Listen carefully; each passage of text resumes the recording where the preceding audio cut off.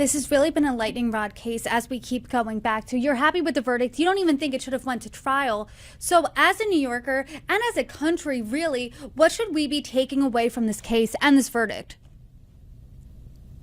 Well, I think that people will still be very cautious when getting involved because their own freedom and life is at risk when they do get involved as a good Samaritan. And I think the takeaway is what I said earlier. We need to really invest more in the emotionally disturbed people who are on our streets that are suffering from mental illness. It is a disease, and people don't have to die when they can be treated. Councilmember, I've appreciated our conversations for the past year, and at the very beginning of the year, I do want to pivot, make a hard left here. This past January, we spoke about a situation at Floyd Bennett Field. Now, Mayor Eric Adams today announced that the migrant shelter there is officially going to be shutting down this upcoming January. What's your reaction to the news? I was very happy when I finally got the call today. I have been calling for that base camp to be shut from the moment before it opened. I didn't want it to open, and we tried in the courts and were not successful.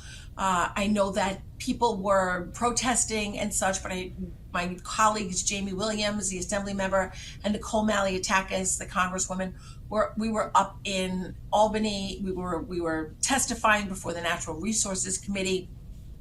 And I just think that now with the new administration that's come in, Mayor Adams has the support that he will need to now start to address the abundance of illegal migrants within our city. We have over 200,000 migrants in our city. We have over 70,000 in our care. We have gangs that have come in from Venezuela that are recruiting young people from all the different migrant shelters. And I think finally we're going to reconnect with ICE. We're meeting with Tom Homan next week. I'm looking forward to that.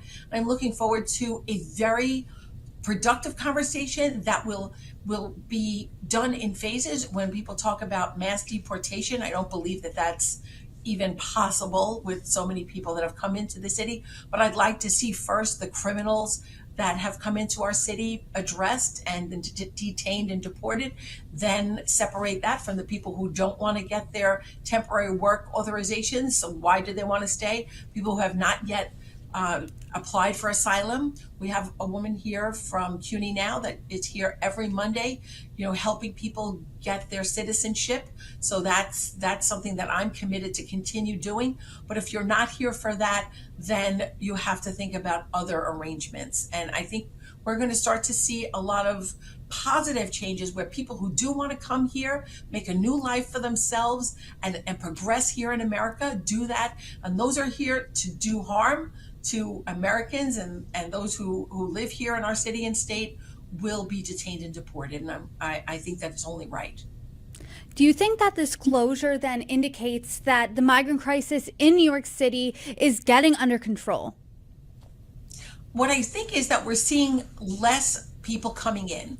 So we were getting 3,000 and 4,000 and 5,000 in a week, at our highest points. And that was an insurmountable job that the city had to manage. And I think that the agencies and Deputy Mayor Ann Isom really did an incredible job doing that. I mean, was it detrimental in some communities? Yes. Did we see an uptick in crime? Absolutely. But they did the best they could with a bad situation, especially since they had no support at all from the federal government or the state government.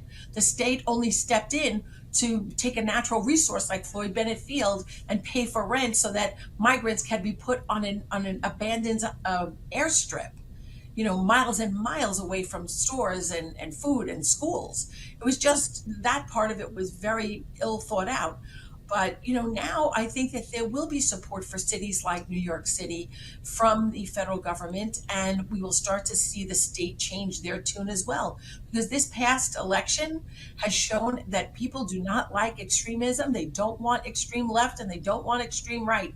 They want common sense. They want moderation. They want their city back. They want to be able to stay. They want to be able to work here. They want to be able to safely ride the subway. They want to be able to safely go to a store and not have to ring a bell to get their shampoo. and they want to be able to have a store and not have it closed because of excessive shoplifting. Well, Councilmember, am sure that there are plenty of conversations to be had in 2025 in the months ahead. Thank you so much for joining me today. You are welcome back anytime. I look forward to our next meeting. Thank you so much.